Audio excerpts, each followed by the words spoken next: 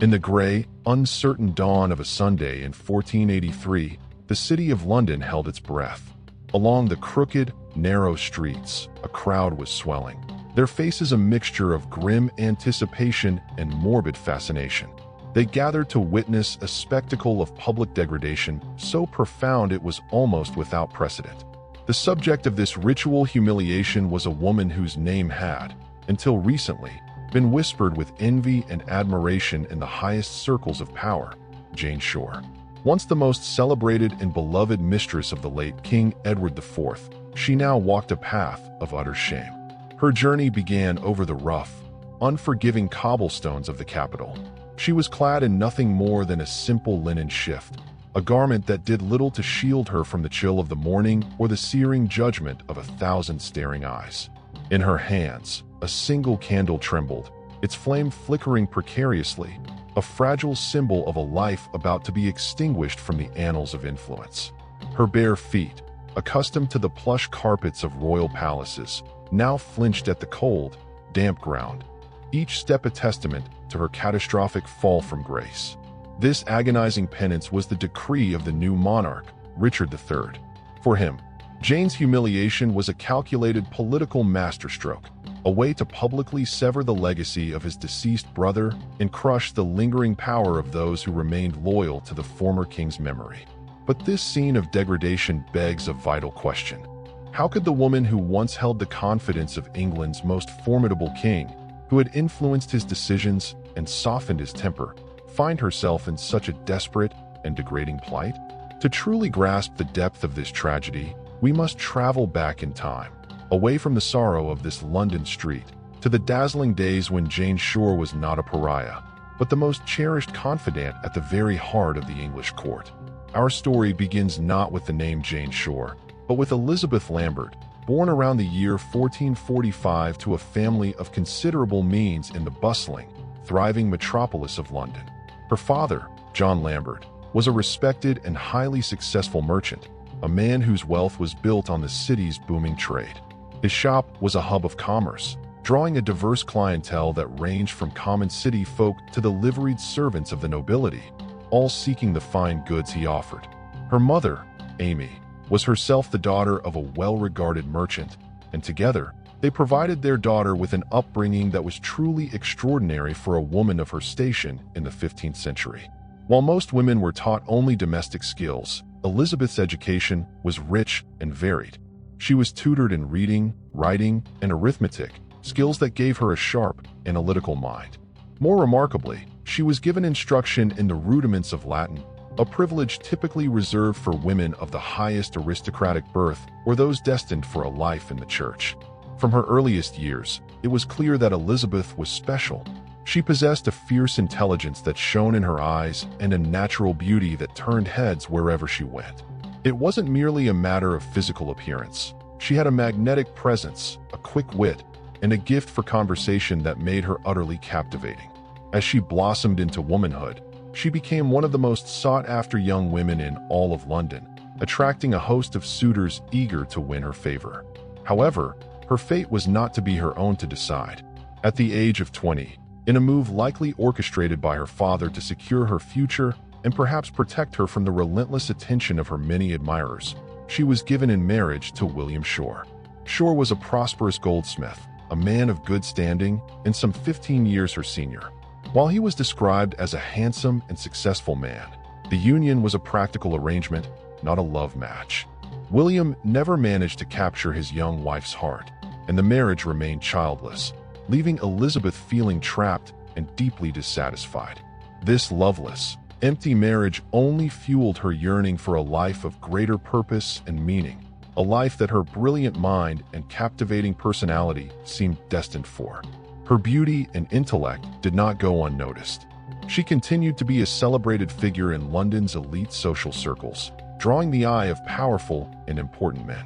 And it was in this sophisticated world of merchants and courtiers that destiny intervened, placing her directly in the path of the one man who could alter the course of her life forever, the King of England himself.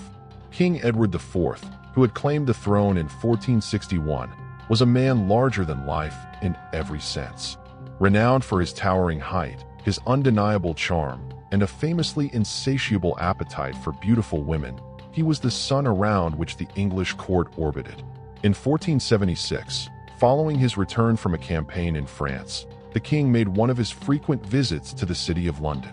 Edward enjoyed these excursions, taking pleasure in mingling with the city's merchants and citizens, a practice that kept him connected to the pulse of his kingdom. It was during one such visit that he first laid eyes on Elizabeth Shore, the brilliant but unhappy wife of the goldsmith. The connection between them was said to be instantaneous, a spark of mutual fascination that was impossible to ignore. Edward was utterly enthralled. He had known many women, but Elizabeth was different. It was not just her breathtaking beauty that captivated him, but her sharp, agile mind and her refreshingly vivacious spirit. Unlike his previous mistresses, who were often calculating noblewomen or jaded courtesans seeking titles and land, Elizabeth possessed a genuine warmth and a delightful spontaneity that the king found irresistible. By December of 1476, official records confirmed that Elizabeth Shore had become the king's acknowledged mistress. To free herself from the shackles of her miserable marriage, she sought and was granted a formal annulment. The grounds for the annulment were her husband's alleged impotence, a scandalous claim, but a recognized legal avenue for dissolving a marriage at the time. With her past life legally behind her, Elizabeth Shore, who would famously become known to history as Jane Shore, a name possibly invented by later playwrights to distinguish her from the other prominent Elizabeths at court, including the Queen, embarked on a new chapter. She became King Edward IV's most beloved, most enduring, and most influential mistress. What truly set Jane apart was her character. While others in her position might have used their proximity to the king to amass a fortune in jewels and estates, Jane's motives were strikingly different. She used her newfound influence not for personal gain, but for the good of others.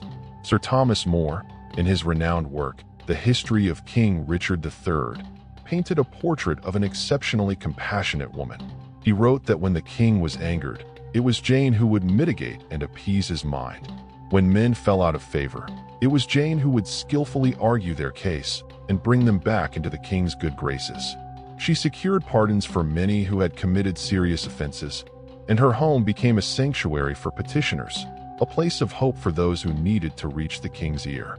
Her altruism was not just a matter of reputation, it was a reality. Official records from the time show that King Edward IV did not lavish her with the extravagant gifts of cash and property that he bestowed upon other favorites. Jane did not accumulate vast wealth. Instead, her reward was the unique and powerful position she held, using her access to the king for nobler purposes, mediating disputes, and championing the causes of the less fortunate. For nearly 7 glorious years, Jane Shore lived at the apex of power, a constant and cherished companion to the king. She was a fixture at court festivals, accompanied Edward in his official duties, and was recognized across the realm as one of its most powerful women. Her political acumen and her compassionate heart earned her widespread respect, making her a trusted intermediary in the most delicate of matters. She had found the meaningful life she had always craved. But her world, built on the affection and protection of a single man, was as brilliant as it was fragile. And as the king, still a vigorous man in the prime of his life, approached his 40th year, the specter of mortality loomed, threatening to bring her entire world crashing down. The golden age of Jane Shore, built on the foundation of a king's affection, came to a sudden and catastrophic end on April 9, 1483. King Edward IV, a man of immense vitality and presence, died at the age of just 40. The official cause of his death was never definitively established, leaving a vacuum of power filled with dark whispers of pneumonia, typhus, or even poison. The king's demise threw the entire realm into a state of perilous uncertainty. His heir, Prince Edward V, was a boy of only 12, far too young to rule in his own right. In his place, the late king's younger brother, Richard, Duke of Gloucester, was named Lord Protector of the realm, tasked with governing England until his nephew came of age. For Jane, the death of her protector was not just a personal loss, it was the dissolution of her entire world. Overnight, she was left utterly exposed, a ship without a rudder in the treacherous political storm that was gathering over England. Knowing her survival depended on forging new alliances, Jane acted swiftly. Her intimate knowledge of the court's inner workings was now her only currency. She became the mistress of two of the most powerful men in the anti-Richard faction. The first was Thomas Grey, the Marquis of Dorset, who was not only a prominent nobleman but also the son of the Dowager Queen Elizabeth Woodville, and thus the late king's stepson. Her second protector was William Hastings, the Lord Chamberlain, a man who had been Edward Ivy's closest friend and most trusted advisor. These were not the actions of a fickle woman, but the calculated maneuvers of a brilliant political survivor, desperately trying to anchor herself to the pillars of the old regime. However, these relationships, intended to be her shield, instead painted a target on her back. Richard of Gloucester, the newly appointed Lord Protector, was ambitious, ruthless, and deeply suspicious of the Woodville family and their allies. He viewed Jane with intense mistrust, seeing her as a dangerous and clandestine link between his political rivals. In his eyes, she was no longer a compassionate intercessor but a secret messenger, carrying whispers and plots between the Queen Dowager's party and Lord Hastings, all aimed at undermining his burgeoning authority. The fragile peace shattered in June of 1483. Richard, deciding the time for subtlety was over, staged a dramatic coup. On June 13th, during a council meeting at the Tower of London, he accused Lord Hastings of treason. There was no trial, no evidence presented, no time for a defense. Richard's soldiers seized Hastings and executed him summarily on the spot. The message was brutally clear. Opposition to the Lord Protector would be met with swift and lethal force. Jane's fate was sealed in that same bloody moment. As a known associate of Hastings and the Woodvilles, she was immediately arrested. The charges leveled against her were a terrifying combination of political conspiracy and personal slander. She was accused of being a co-conspirator with Hastings, of carrying secret messages between the traitors, and of harboring fugitives from Richard's new regime. To add a supernatural and sinister dimension to her alleged crimes, a charge of witchcraft was also included, claiming she and the Queen Dowager had used sorcery to wither Richard's arm. Richard's motives for persecuting Jane so viciously were cold and calculated. He was in the process of engineering his own ascent to the throne, a plan that required declaring his brother Edward's marriage to Elizabeth Woodville invalid and their children, including the young King Edward V, illegitimate. To achieve this, he needed to discredit and destroy every living symbol of his brother's reign. Jane Shore, the famous, beloved, and intelligent mistress, represented the charm and perceived legitimacy of Edward's court. In Richard's New World Order, she was a dangerous icon of the past that had to be publicly annihilated. While the witchcraft charge was ultimately dropped for a complete lack of evidence, Jane was swiftly convicted of conspiracy and leading an immoral life. Her punishment was devised with cruel ingenuity. It was not to be a quiet execution or a lengthy imprisonment, but a public spectacle designed to inflict the maximum possible humiliation, serving as a chilling warning to anyone else who dared to defy the authority of the man who would soon be King Richard III. Her public penance was scheduled for a Sunday in June 1483, ensuring the largest possible audience of church-going Londoners. The sentence dictated that she walk from her prison through the crowded city streets to St. Paul's Cross, a famous outdoor pulpit. She was to be dressed only in her kirtle, or shift, a thin undergarment akin to a modern slip, and was forced to carry a lit taper, a candle signifying her penance. On the appointed day, when Jane emerged from the gloom of the prison into the daylight, the waiting crowd gasped. They had come expecting to see a broken, weeping woman, but instead, they witnessed an astonishing display of fortitude.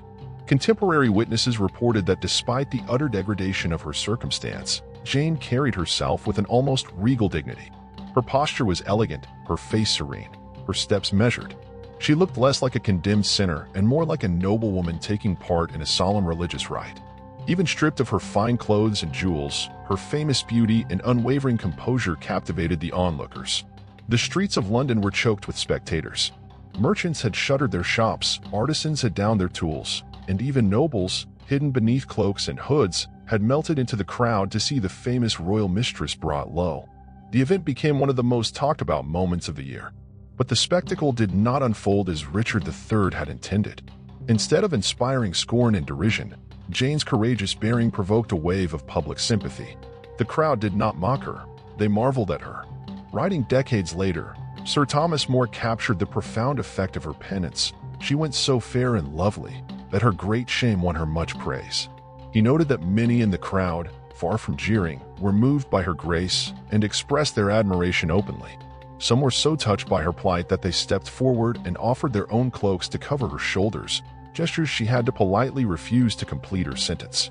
The Walk of Shame, a political tool designed to destroy her reputation forever, had backfired spectacularly. It had transformed her from a fallen woman into a popular heroine in the public imagination. After completing the agonizing walk, Jane was taken to Ludgate Prison, where she was expected to live out the rest of her days in disgrace and obscurity. Her power was gone, her royal lover was dead, and her allies were executed or in hiding. But as she was locked away, the dignity she had shown on the streets of London had planted a seed of admiration that would, against all odds, blossom into an unexpected chance for redemption. Confined within the cold stone walls of Ludgate Prison, Jane Shore's public life was over. The spectacle of her penance had faded from the London streets, but for Jane, the punishment continued.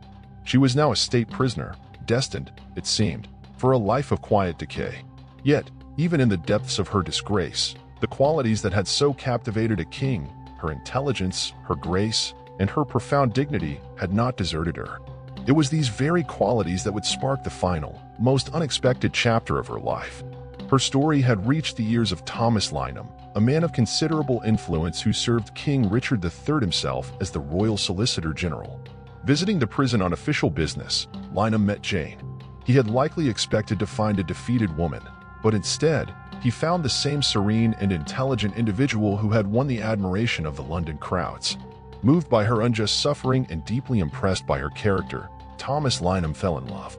In an act of incredible bravery and social defiance, he asked the disgraced former mistress to be his wife. The proposal was scandalous.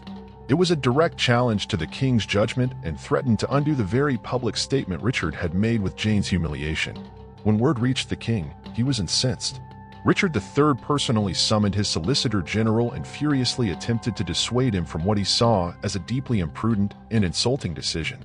He threatened Lynham with the complete loss of his position, his property, and his standing at court if he dared to proceed with the marriage. It was a threat that would have broken a lesser man, but Lynham stood firm. With unwavering resolve, he argued that Jane had paid her dues. She had been punished far beyond what her alleged crimes warranted and deserved the chance to rebuild her life with dignity and respect. Faced with his officer's unshakable determination, and perhaps weary of a matter that had already generated more public sympathy for Jane than scorn, Richard III finally relented. He granted Jane a full pardon, allowing her to marry Lynham and, at long last, regain her freedom. The marriage of Jane Shore and Thomas Lynham in 1484 marked the true beginning of her redemption. Leaving behind the treacherous corridors of royal power and the painful memories of public shame, Jane finally found the quiet domestic peace that had eluded her for her entire adult life. The couple settled in Hertfordshire, far from the intrigues of London, and had a daughter, building a respectable life together. But the wheel of fortune had one more turn for England and for Jane. In August 1485, at the Battle of Bosworth Field, King Richard III was defeated and killed by the forces of Henry Tudor, who was crowned King Henry VII, ushering in a new dynasty. This dramatic shift once again altered Jane's life. As a former officer of the defeated king, Lynham lost his prestigious post as Solicitor General. However, the new Tudor regime did not persecute him. He secured other administrative positions, including serving on the Council of Wales and commanding the household of the new heir, Prince Arthur. For the remainder of her days, Jane Shore lived in what can only be described as respectable obscurity. The woman who had once been the center of court life now devoted herself to her family and to quiet acts of charity, using the wisdom gained from her turbulent past to help other women who had fallen on hard times. Her famous beauty inevitably faded with the passing of years, but her sharp mind and compassionate spirit remained as vibrant as ever. Jane Shore died in the year 1527, having reached the astonishing age of approximately 82 years old, a remarkable feat of longevity in an era when life was often brutally short. She was laid to rest not in a grand royal chapel, but in the humble parish church of St. Nicholas in Hinksworth, Hertfordshire, a final, peaceful inn far removed from the glamour and peril she had once known so intimately. Though she died in obscurity, her story refused to fade away. After her death, Jane's life captured the imagination of generations of writers, poets, and artists who saw in her a timeless tale of power, love, and redemption. William Shakespeare ensured her name would never be forgotten, referencing her in his famous play, Richard III. The playwright Thomas Haywood devoted an entire play to her dramatic life. Countless ballads and novels were inspired by her journey. Her public penance, in particular, became one of the most resonant and powerful images in English culture. The artist and poet William Blake created a celebrated painting depicting her humiliating walk, capturing both her vulnerability and her strength. The scene's raw power has echoed through the centuries, famously providing the direct inspiration for the harrowing walk of shame endured by Queen Cersei in the global television phenomenon, Game of Thrones. More than just a cultural touchstone, Jane Shore's life is a powerful historical lesson. She stands as a rare example of an intelligent, non-aristocratic woman who navigated the treacherous waters of 15th-century politics to wield genuine, albeit temporary, influence. In an age that afforded women few rights or opportunities, she used her wit and charisma not just to survive, but to thrive at the very center of power. Yet her story is also a stark illustration of the terrifying instability of that power. Her fall demonstrates how swiftly fortunes can reverse at court, where the loyalties are fleeting and the protection of today can become the vulnerability of tomorrow.